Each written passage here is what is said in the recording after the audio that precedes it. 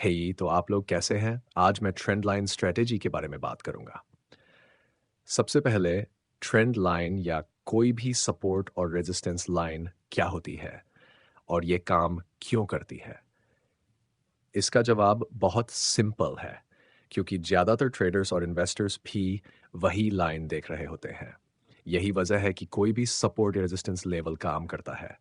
इसलिए आपको भी ये सीखना होगा कि प्रॉफिटेबल ट्रेडर्स और इन्वेस्टर्स कौन से लेवल देख रहे हैं। अब इस उदाहरण में जहां मैंने ट्रेड लिया, सबसे पहले हमें क्या देखना होता है? हम हमें मार्केट की बायस या ट्रेंड को देखना होता है।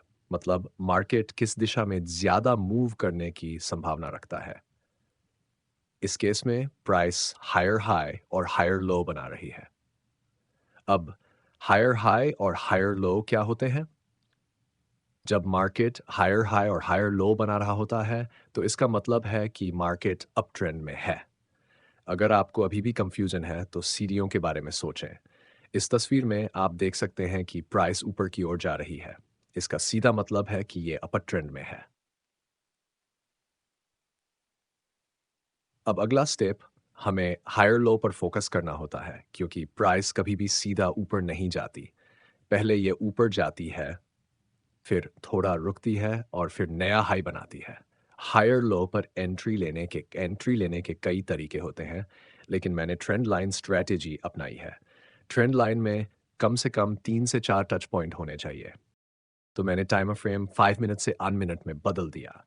अब ट्रेंड लाइन के बारे में बात करते हैं। ट्रेंड लाइन में कम से कम 3 से 4 टच पॉइंट होने चाहिए। इसलिए हमें ट्रेंड लाइन को सही से ड्रॉ करना ज़रूरी है। अब इस ट्रेंड लाइन में हमें गिनना होगा कि कितने टच पॉइंट हैं। तो चलिए गिनते हैं। पहला टच, दूसरा टच, तीसरा टच, चौथा टच, बाद पांचवा टच के बाद। अब अगला स्टेप हमें क्या देखना चाहिए? 1, ट्रेंड लाइन ब्रेक होने से पहले रिस्पेक्ट होना चाहिए। मतलब ब्रेक से पहले प्राइस ट्रेंड लाइन की इज्जत करें। ये ट्रेंड लाइन स्ट्रेटेजी का सबसे ज़रूरी पॉइंट है। हमें 2 पिवट पॉइंट के बीच का गैप देखना चाहिए। अगर गैप बड़ा होगा, तो ट्रेंड लाइन ब्रेकआउट फेल होने की संभावना ज़्यादा होगी। हमें मोमेंटम को देखना चाहिए। मोमेंटम का मतलब यहाँ है कि ब्रेकआउट की कोशिश दमदार होनी चाहिए। ब्रेकआउट की कैंडल को ट्रेंड लाइन के बाहर क्लोज होना ज़रूरी है। अब ट्रेड कैसे लिया? जैसे ही ये शर्तें पूरी हुई, मैंने यहाँ पर ट्रेड लिया। मैंने स्टॉप लॉस इस पिवट पॉइंट पर रखा।